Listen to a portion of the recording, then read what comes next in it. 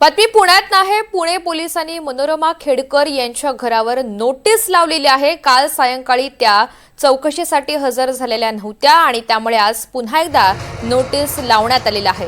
पोलिसांना अडथळा आणण्यात आलेला होता आणि अंगावर कुत्रे सुद्धा सोडण्यात आलेले होते आणि याच कारवाईमध्ये अडथळा आणल्यामुळे आता पुणे पोलिसांनी ही नोटीस बजावलेली आहे। त्यांच्या घराच्या या परिसरामध्ये दारावर ही नोटीस लावण्यात आली आहे। या सगळ्याचा आढावा घेतलेला आहे आमचे प्रतिनिधी अविनाश पवार यांनी। आपण पाहूयात।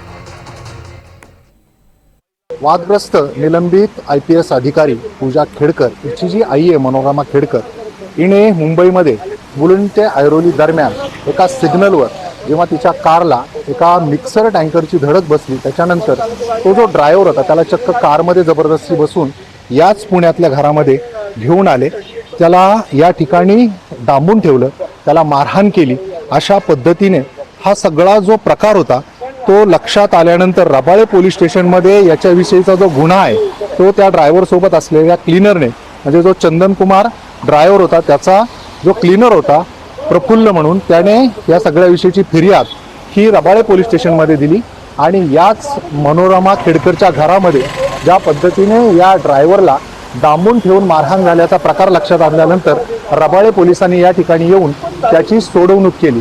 या ठिकाणी ती कार देखील आढळून आली ज्या कारचा नंबर हा त्या गुन्ह्यामध्ये दाखल आहे आणि त्यांनी तपासात सहकार्य न केल्यामुळे मनोरमा खेडकर यांच्या घराच्या बाहेर हा जो नॅशनल हाऊसिंग सोसायटी 112 नंबरचं हे जे घर आहे या ठिकाणी पोलिसांनी आपण पाहू शकतो ही नोटीस लावलेली होती।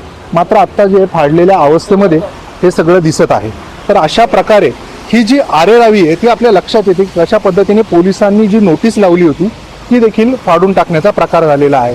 खरं तर बाणेर आणि युनिव्हर्सिटी दरम्यानचा हा जो रोड आहे आणि या रोडवरच हे मनोरमा खेडकर यांचं घर आहे। या ठिकाणी आता रबाळे पोलीस स्टेशनने रात्री देखील येऊन पूर्ण तपास केलेला आहे। चतुर्शृंगी पोलीस स्टेशन त्यांना यामध्ये मदत करत आहे।